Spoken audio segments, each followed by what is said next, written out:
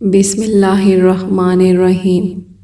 شروع اللہ کے نام سے جو بڑا مہربان اور نہایت رحم کرنے والا ہے، اور آپ صلی اللہ علیہ وآلہ وسلم کی ذات پر بے شمار درود و سلام۔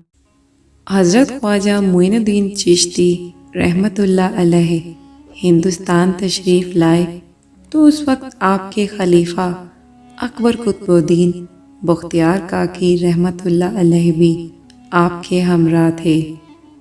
آپ نے ان کو مخلوق خدا کی ہدایت کے لیے دہلی مقرر فرمایا اور خود اجمیر شریف تشریف لے گئے۔ حضرت معین الدین چشتی رحمۃ اللہ علیہ نے اجمیر آنے کے بعد ایک درخت کے نیچے قیام فرمایا۔ اس جگہ پر راجا کے اونٹ باندھے جاتے تھے۔ راجا کے ملازم رات کے وقت اونٹ باندھنے آئے اور درویش سے کہا کہ یہ راجا کے اونٹوں کی جگہ ہے، آپ یہاں سے چلے جائیں۔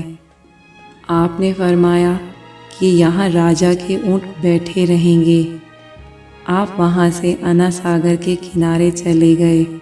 صبح کے وقت جب شتربانوں نے اونٹوں کو اٹھانے کی کوشش کی تو وہ یہ دیکھ کر حیران ہو گئے کہ اونٹ اٹھنے سے قاصر ہیں۔ ان کو اپنی غلطی کا احساس ہوا تو انہوں نے حضرت خواجہ معین الدین چشتی رحمۃ اللہ علیہ کی خدمت میں حاضر ہو کر اپنی غلطی کی معافی مانگی۔ آپ نے فرمایا، جاؤ، تمہارے اونٹ کھڑے ہوں گے۔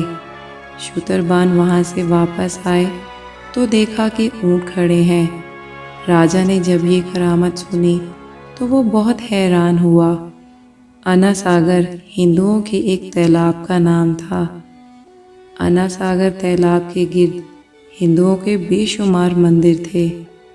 حضرت خواجہ معین الدین چشتی رحمۃ اللہ علیہ اور ان کے مرید تالاب سے وضو کرتے تو ہندو سخت ناراض ہوتے۔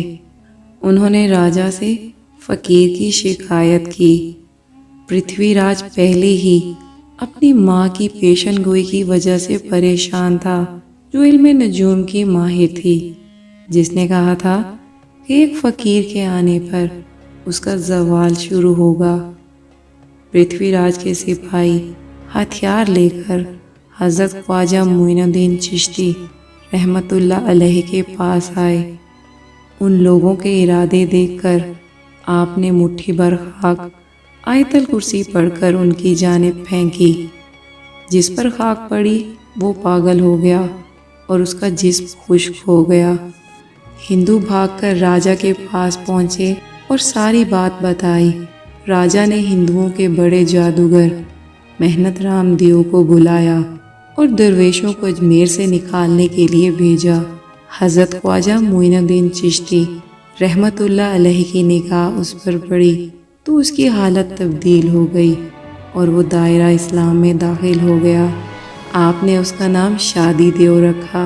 شادی دیو کے قبول اسلام سے پرتھوی راج سخت پریشان ہوا۔ اس نے ہندوستان کے مشہور جادوگر جے پال کو حضرت خواجہ معین الدین چشتی رحمۃ اللہ علیہ کے مقابلے کے لیے آمادہ کیا۔ جے پال نے سارے منتر آزمائے مگر کامیاب نہ ہوا۔ آخر کار اس نے ہرن کی کھال بچھائی تو ہوا میں اڑنے لگا۔ اس کا خیال تھا کہ وہ ہوا میں رہ کر درویشوں پر آگ برسائے گا۔ حضرت خواجہ معین الدین چشتی رحمۃ اللہ علیہ نے اپنی چپل کو حکم دیا کہ اس بدبخت کو زمین پر لاؤ۔ چپل نے مار مار کر اسے زمین پر اترنے کے لیے مجبور کر دیا۔ جے پال نے شکست قبول کی اور اسلام قبول کر لیا۔ آپ نے اس کا اسلامی نام عبداللہ رکھا۔